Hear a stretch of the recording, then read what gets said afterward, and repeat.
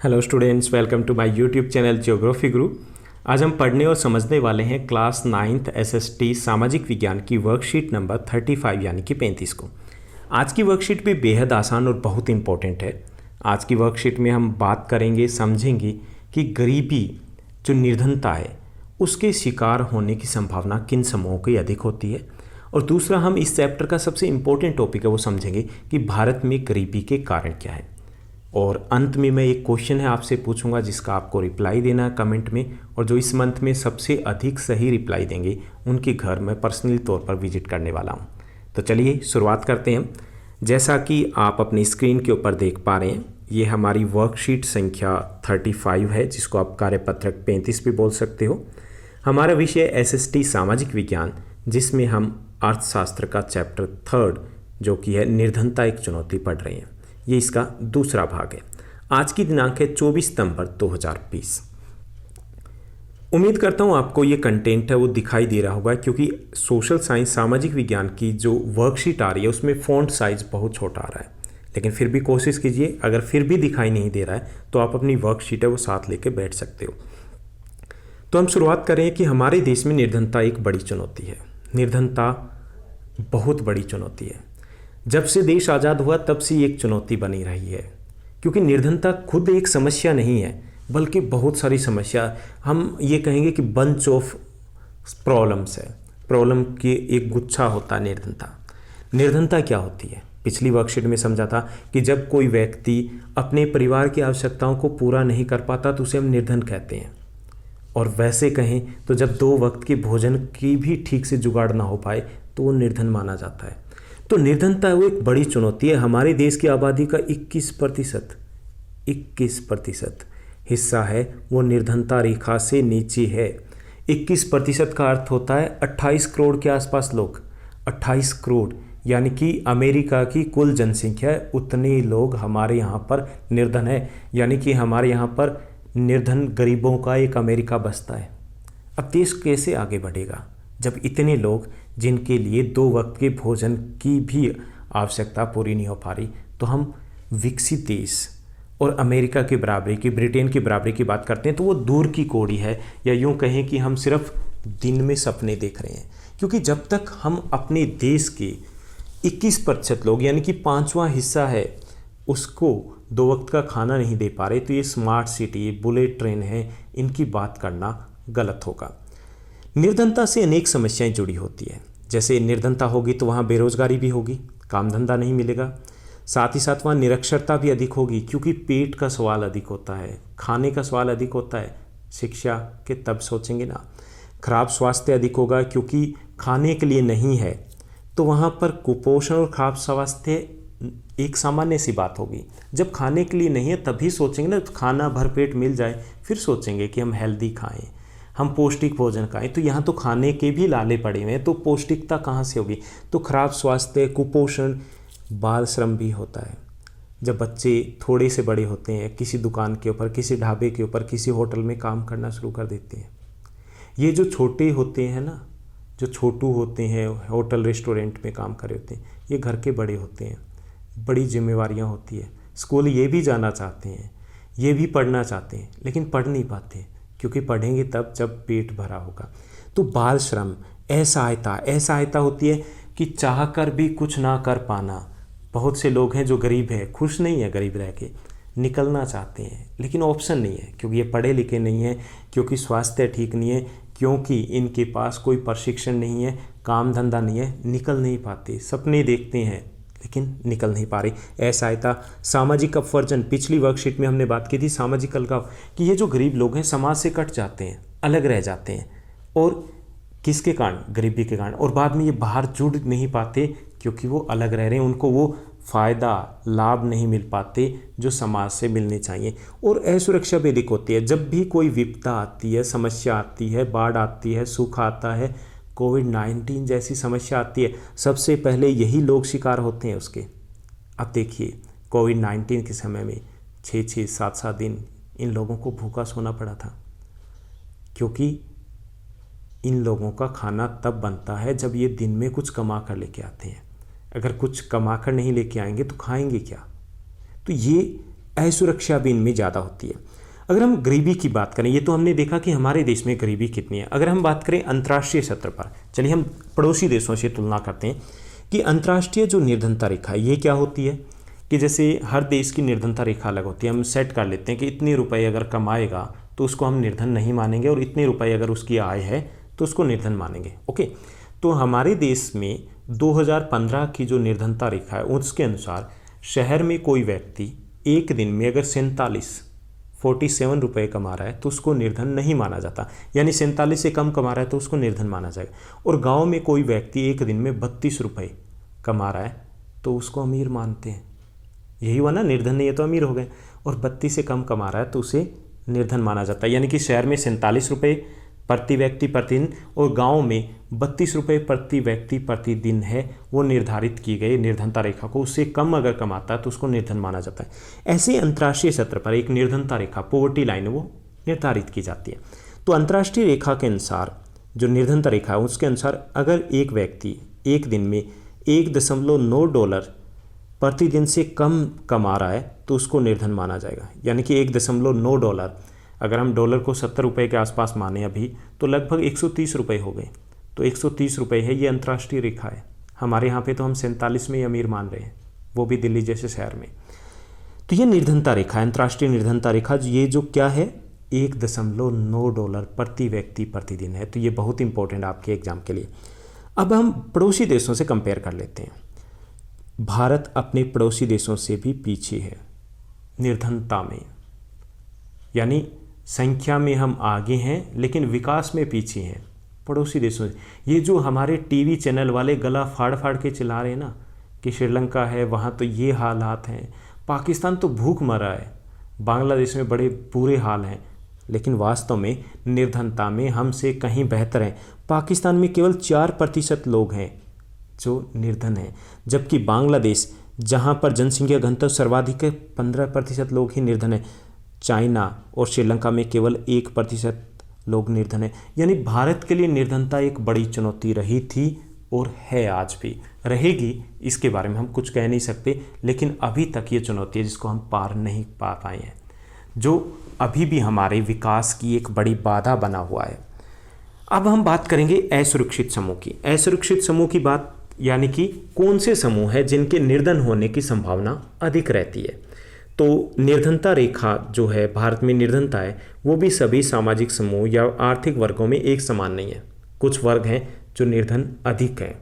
तो उनमें है अनुसूचित जाति यानी SC, अनुसूचित जनजाति यानी ST, ये, और 2 आर्थिक समूह है, ग्रामीण भूमिहीन कृषि मजदूर और शहरी अनियमित मजदूर, जो आपको चौक पे दिखाई देते हैं सुबह सुबह इकट्ठे हुए। तो ये जो मजदूर है, यानी कि 2 सामाजिक समूह है SC और ST, और 2 आर्थिक समूह है ग्रामीण कृषि मजदूर और शहरी अनियमित मजदूर। ये वो समूह हैं जिनके निर्धनता के शिकार होने की संभावना अधिक होती है, यानी कि इनको हम कहेंगे निर्धनता के असुरक्षित समूह। और इनमें से भी अगर हम निर्धन परिवारों को देखें तो इनमें से भी कुछ लोग हैं जिनको और अधिक, इनसे भी ज़्यादा कठिनाइयों का सामना करना पड़ता है, जिनको हम बोलेंगे निर्धनों में भी निर्धन। तो वो हैं महिलाएं, वृद्ध लोग और लड़कियां, क्योंकि इनको अब इन निर्धन परिवारों में भी एक समान हक नहीं दिया जाता, यानी कि इनके लिए और भी ज़्यादा समस्याएं होती हैं। तो हम महिलाओं को, वृद्ध लोगों को और बच्चियों को क्या मानेंगे, निर्धनों में भी निर्धन कहेंगे। अब हम बात करेंगे भारत में जो निर्धनता है, गरीबी है, 21% है। 28 करोड़ लोग गरीब हैं, 28 करोड़ लोग। अब इस निर्धनता के कारण क्या हैं? तो भारत में निर्धनता के कई कारण हैं। उनमें से पहला जो कारण माना जाता है वो है ब्रिटिश औपनिवेशिक शासन।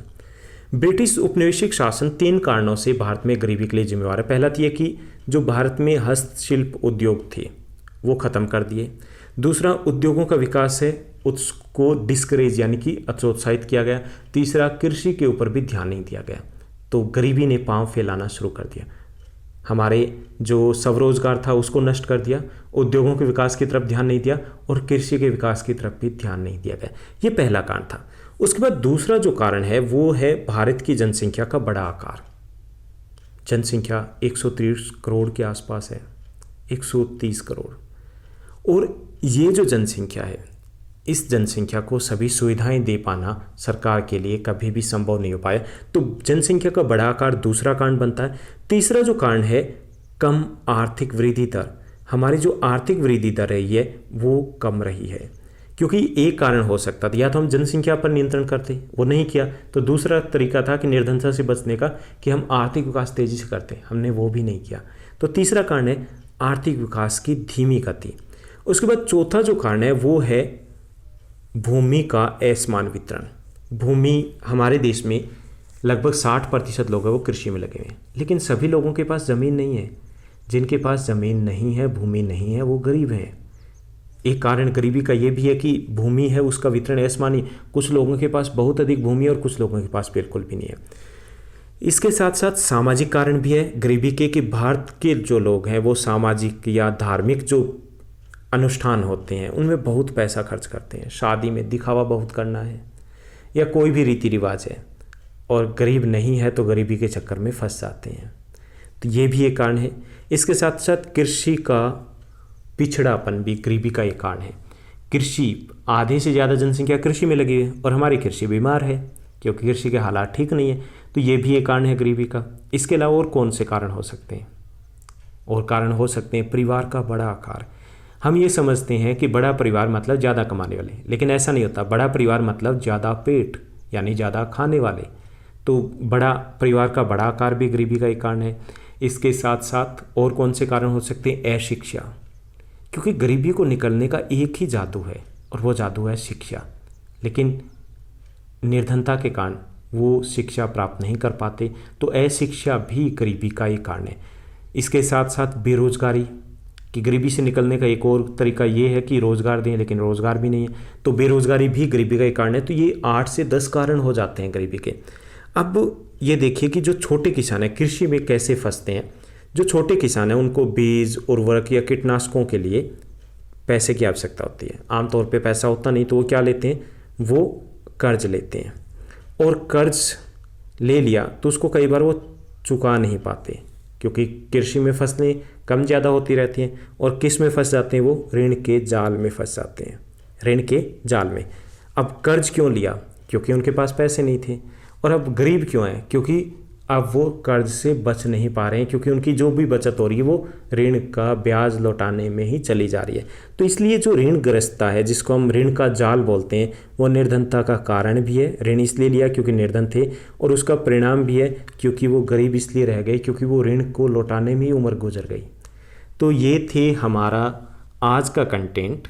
आसान से तरीके से समझा कि भारत में निर्धनता के क्या अनुपात है, कौन से समूह हैं जो निर्धनता के लिए ज़्यादा असुरक्षित है, और निर्धनता के कारण क्या हैं। तो इसमें काफ़ी कुछ नहीं दिए गए, कुछ हमने अपनी तरफ से किए हैं। तो आप कोई भी कारण है वो 5 कारण अच्छे से समझ के लिख सकते हो।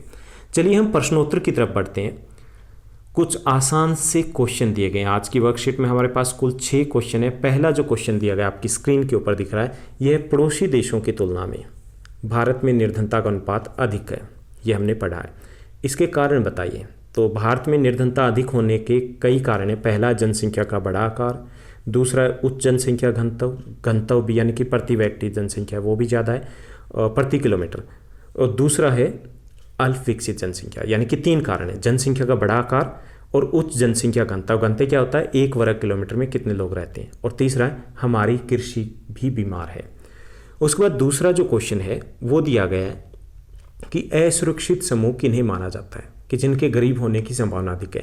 तो ये असुरक्षित समूह 4 हैं।